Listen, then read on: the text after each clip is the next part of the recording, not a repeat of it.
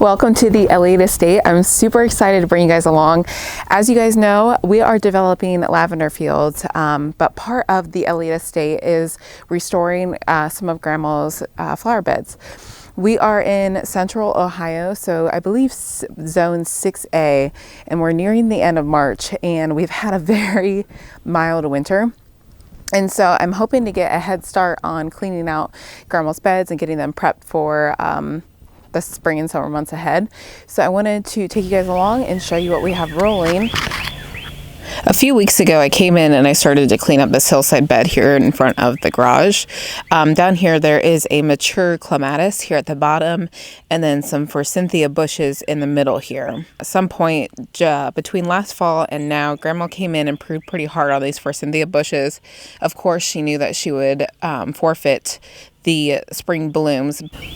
I came in and I deepened the bed width, gave it a stronger edge, and we laid a thick layer of mulch to help suppress the weeds. Got everything mulched and edged. We have some daylilies in here. She said this was a viburnum, which is very large and in charge, and has buds on it for spring.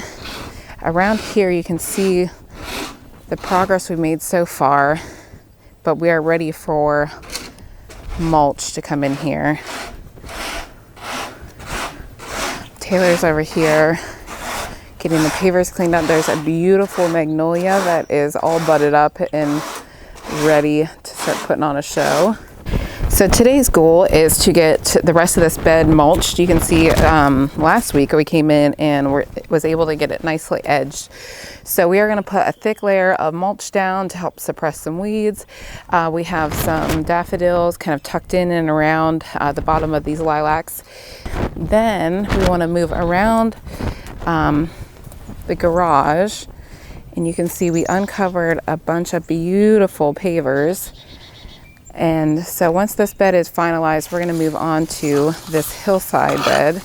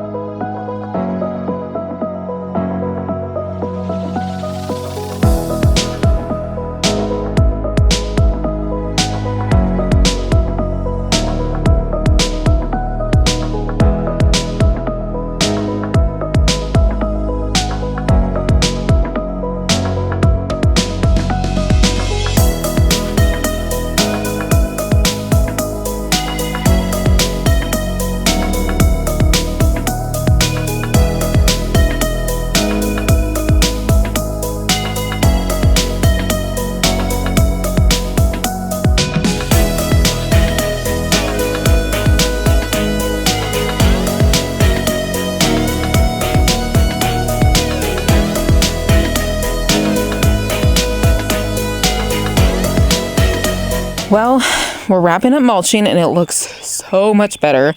We put a thick 4 to 6 inches of mulch down just to really help suppress those weeds for this upcoming spring season.